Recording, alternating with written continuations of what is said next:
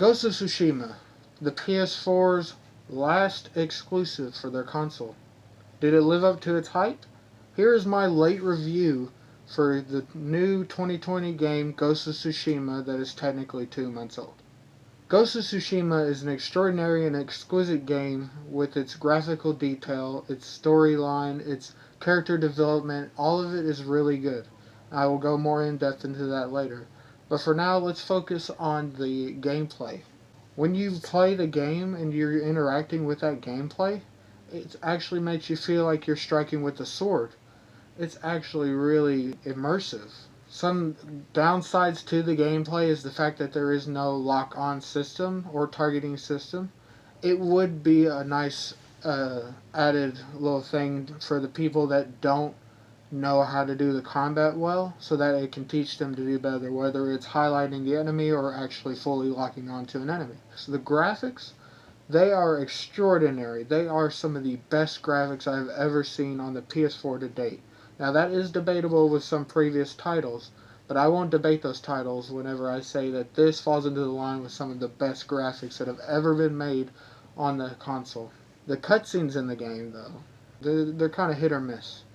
You have these cutscenes that are pre-rendered and look amazing, and then you have the in-game cutscenes that are just mediocrely made whenever you compare them. I'm not saying they're bad. They're actually pretty good, but it's just when you compare them, you prefer the pre-rendered, even if it makes your PS4 sound like a plane engine. The main character, Jin Sakai, he is actually a really good in-depth character. I wouldn't say he's perfect. I like his character arc. He goes from this level of being broken and destroyed literally on the prologue mission in the beginning to going and rising above that, then falling down emotionally, and then back up. It's just a roller coaster of his character arc, and it's actually really good.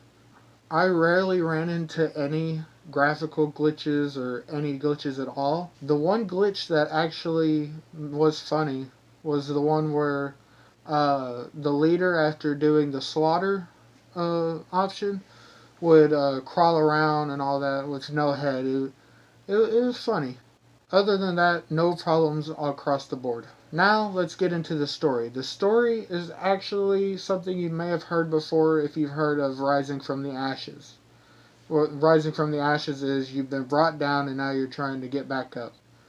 So essentially, he is the nephew to the Lord Shimura, who is the controller of the island of Tsushima. After Jin Sakai's father has passed, Lord Shimura took it over as an heir. So whenever you go to the battle at Komoda Beach, you are literally broken down and he gets captured.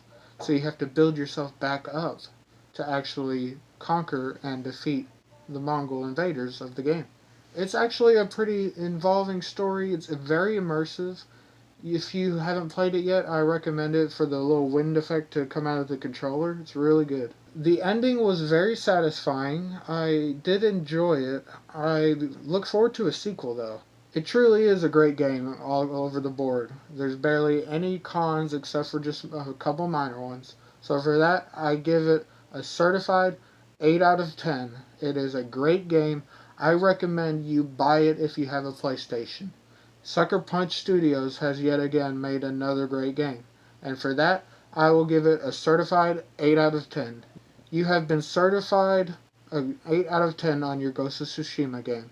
I look forward to the sequel if you make a sequel. And before you go, please leave a like and subscribe to the channel to get more content like this.